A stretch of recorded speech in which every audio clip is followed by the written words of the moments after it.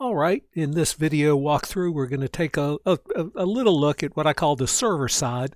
Our websites are on a Windows server. They're powered by or managed by IIS, Microsoft's Internet Information Services. And a lot of what happens with a website really happens on the server side and with applications. This particular course is primarily about the client side, getting the HTML, right, CSS, the resources, and there are other courses in web development that get into writing applications like we'll take names and numbers and credit cards and actually do something. Here we're most about presentation and working on the client side, but I thought it would be helpful or interesting or important, all three, for you to see a little bit about what is kind of going on and just see some of the mechanisms that bring things together. All right, so we have a website, and if you haven't gotten rid of your default HTML, and I'm not in the remote server yet, I'm just on my computer here, my Surface. When you go to your site, we get this default page that got put out there. So a couple of people had deleted their default.html, and not a big problem. It's just gives something to come up, and the point is it comes up. One of the points is it comes up when somebody just lands on the page without, lands on the site without indicating a page. All right, but we're going to do three tasks, and you have a guide that outlines these step by step. So the mechanics I'll display, but for exactly what to click and what it looks like, there's a complimentary guide. But we're going to do three things. We'd like to change this landing page to About Me. So when they visit our site, it comes in there. We're going to want to, if somebody accidentally looks for a resource that's not there, this is the standard message that comes up. We want to do something that's a little kinder and gentler than that. And we also want to arrange things so if somebody tries to come in HTTP, it doesn't work. Here, they get kind of this, it's not secure, meaning it's not encrypted between source and destination. We'd like it to say, gee, you can't look at it that way, and go from there. All right, so let's go see how we might do some of those things, and along the way, introduce you to the Microsoft IIS way of managing websites. Not all websites are managed exactly this way, but all websites, the server side, allow you to do these things. It might be just a matter if you're in Apache or Nano or, even doing it through some website provider, like an Azure managed website. Okay, well, how do I define a default web page? All right, but let's get started for the way we're going to do it. So in the remote server, click the Start button and type IIS. One of the things that the search will return is this Internet Information Services, and it looks like this. And so this manages the internet. I may send out, if that doesn't work for you, just let me know and I can tell you exactly what command to type, but it's worked for years and no problem. So the first thing we're going to need to do when we get in, and we'll, doing it the first time is a little different than subsequent times, we need to connect to our site. So when I set up the course, I set up everybody a site through IIS, made you, the administrator of the files that make up the site that we've been working with out on the web page, and some other things. But now you're going to connect to that site. It turns out, so I'm clicking Connect to Site, that the server name is VM-1, just like the VM-1.TechHat-Solutions that we go to. I made your site name the exact same thing as your login ID. Now, there's no requirement that the site name be that. It was just a nice way to organize things. So it went. So your site name is just going to be your student ID. Then you click Next. The username is your Windows username, and the password is going to be your password for logging into the remote VM. Oh, and it's important to on your login ID to put VM-1 /. We kind of have to go all the way up to the root. I think it won't work if you don't put the VM-1 backslash VM-1 backslash in front. But then just click Next, and it's going to say, okay, this worked. It wants to give this connection a name, and I would just leave it T-Student. It's naming it after the site. What this will do is remember all that login detail except for your password. So next time you come in, you can just click on, oh, I want to use this connection. Here's my password. You don't have to put in the server and the site name and your username. It kind of remembers all that. You can change the name if you want, but I would just leave it. So we have a lot of things that are going around. And I should say, I'm doing it as T-Student. You, of course, do everything where I do T-Student. With your login ID. And what you get for your nickel is you're into at least what you can get to of site management in the IIS Manager. We're going to be mostly concerned in this course with what we can do down here in this IIS section. You might know that ASP.NET is the Microsoft way for doing server-side applications and that kind of thing, and we don't do that at all in this class. Maybe another course. And the management we really won't need to worry about either. All right, I'm just going to show you what happens if I exit this. The first time it's going to say, oh, the connection list has changed. Do you want to save changes? And I think you want to say yes. If you say no, it won't store that connection that we just created. Not the end of the world. You can always recreate it and log in the old way, but I would say yes. And so the next time you come into IIS or subsequent times, it gets a little easier. It'll pop like this. You can click on that particular connection. It remembers everything else, and all you have to do is provide the password, and you're kind of in there where you can manage the site. All right, let's take care of that by the first task. And once you have this nice, and Microsoft is pretty good about getting these GUIs. You can do all this stuff from the command line or a PowerShell line, but it gets awful hard. The GUI makes it clearer what's going on. And again, my intent here is for you to get a sense of how it all comes together and what you can change and how people make websites do interesting things rather than make you an expert in one session on IIS.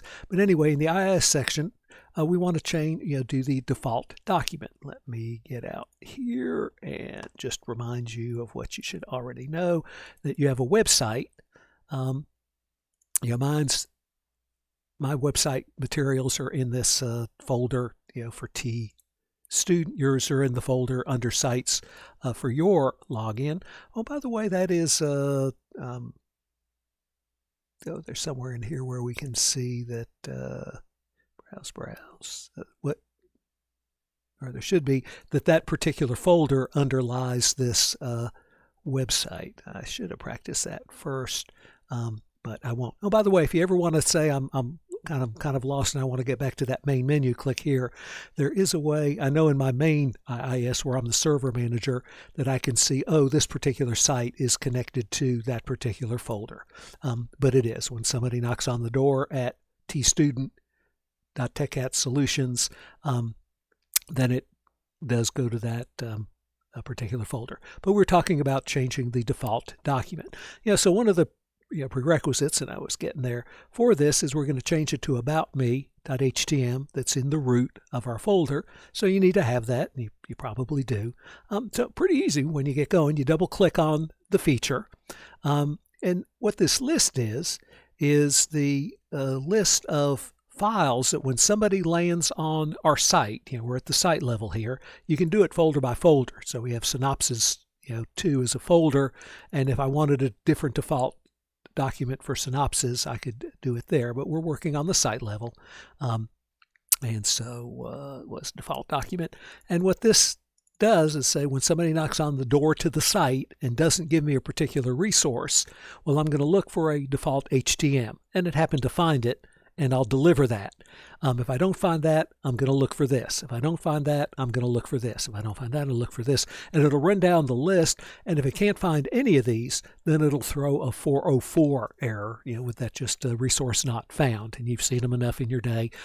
You recognize it when you see it. You may not talk about it by number. But what we'll want to do is add aboutme.htm. This is right in our root of our website to, because they're landing on the root folder, and that says, oh, the first thing to look for is About Me HTM. Okay, and really it saves that when you just put it in. There is no, oh, I want to commit this. It's got it, and to see the effect of that, remember we just landed here. If you go out after making that fix, what happens when they just come to the site? And that's the effect of, well, I'm going to ask for you to do it in the assignment too, is you get the My Bio thing that I just keep having you add stuff to. That schedule looks pretty crappy this way, but anyway, it's a schedule you get to do. We'll talk about adaptive HTML later, but the point we got here is if somebody comes knocking and doesn't tell me what they want, then I give them this About Me. And as you can see, you can make it anything that you wanted. All right, so that's one thing. Another thing is I already demoed, if they ask for a resource that's not there, okay, we get this 404 directory not found. What I'd rather do is give something kinder and gentler. What I did was I made an HTML file, error404.htm. Because I found this picture from the thing. I don't know if it's good to be cutesy like this for when they can't find a resource. You can make this page do what you want, and in a lot of situations, you would even then maybe log that, oh, here this resource wasn't found, and then somebody later, the webmaster would say, okay, well, do we just have a bad link somewhere, and that kind of thing. But what we're going to do is show a page that's different from the one that comes up by default. And that's easy to do. Once you got to create this first. You can't sort of go in and say, well, I want it to be that picture. So one of the things you'll have to do is create the page. I've put this error 404 HTM in my root. Practice in maybe a more developed website is you'd have a folder for your error pages and you'd put them all in there. I thought about that, but since we're just kind of learning it and seeing how it goes as opposed to making a production website, I left mine in my root folder. But you'll go down in your IIS section, when you get to the IIS manager, and there is going to be error pages. There it is. So when you double click on that, these are the pages that come up when any of these errors are hit.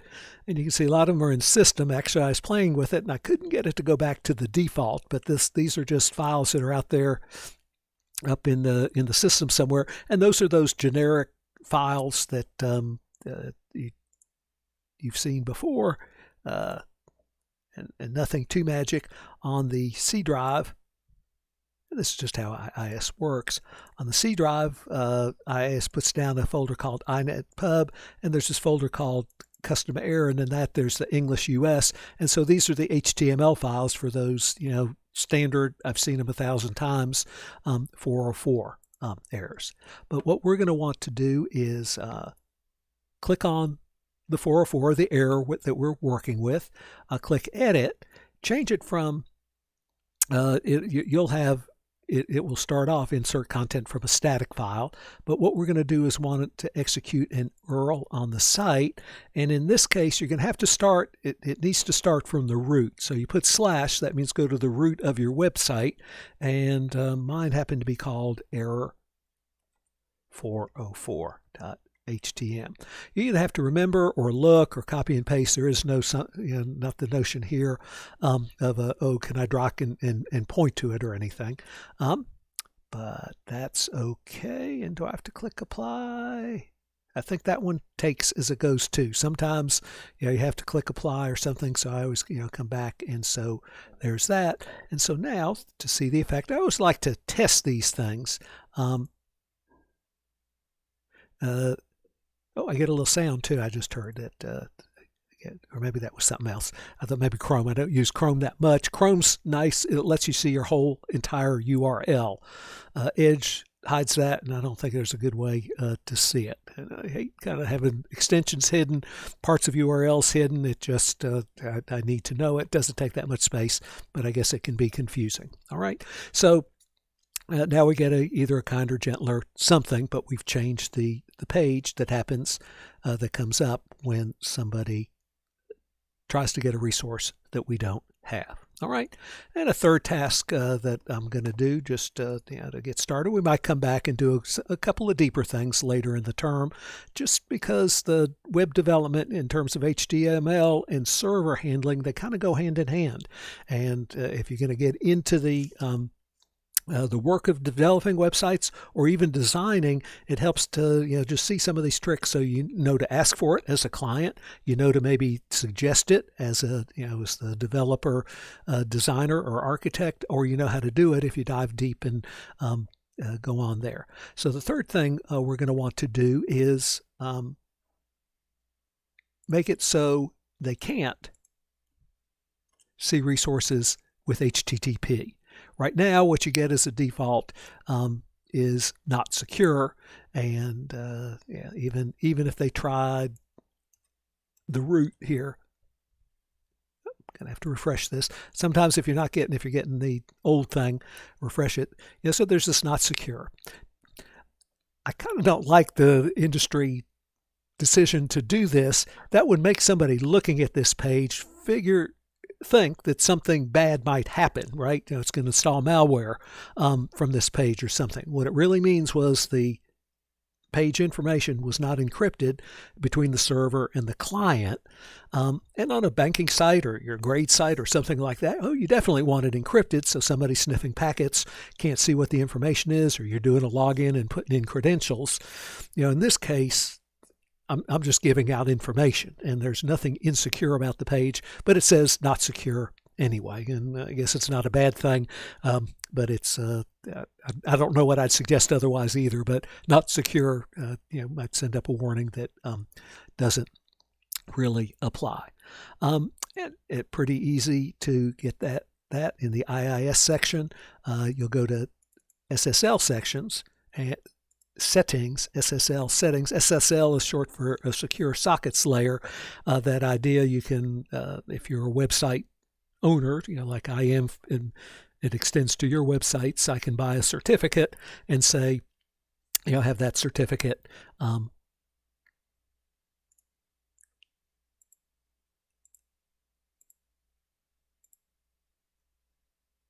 have that certificate go, where do we get certificate information? I know how to do it in connection is secure, certificate is valid. So there's information about the certificate that I purchase, and takes about a year. I'll have to do it over the summer, but then I apply it on the server, and that's what that forward relay. I was going to get back to the what we don't want is, we don't want the not secure. It's still going to say not secure, but we don't want to even show them the page if they're not using a secure link. Okay, and all it needed to do, if you remember, I got, I'll say no because I'll go do them again, but we got into SSL settings, and all we did was require SSL. This one we have to say apply. Okay. And now the effect, and I don't have to get back there, but I will just to convince myself I'm done. If they get it, try to get it via HTTP, they get this maybe more foreboding. It still says not secure, and it looks like I've done something wrong or illegal with this default message. Okay, but at least we're not showing them the page if they don't bother to come in via HTTPS. Now you might be saying, well, gosh, if I want them to come in HTTPS, can I if they try it with HTTP and just change it to HTTPS, and the user maybe even never knows that happened unless you're looking really closely at the URL? And the answer to that is yes, you can do that. We might do it, but that's more middle level, server level stuff. You basically rewrite the URL and you pass forward to another site, and it's just some more bubblegum and string you can work on in IIS. And maybe we'll look at it so it can be done, but for now we have that. What you might react is an even uglier version with the this. But one of the last things I do and ask you to do on your exercise, and now you know how, is make a kinder, gentler version of this. So sorry, you need to use secure socket HTTPS to receive this resource. And if you want an image, or you want to be just to the fax or something, but at least we can change this because we know how to change our HTML error messages. All right, so that's just a quick look at the how-to, a little bit of using the IIS manager. We might be doing more with it going along, but that should give you enough grist to do the assignment, and that's important. But along the way, and my real goal is for you to learn and see a little bit about how all this comes together. Till next time, take care.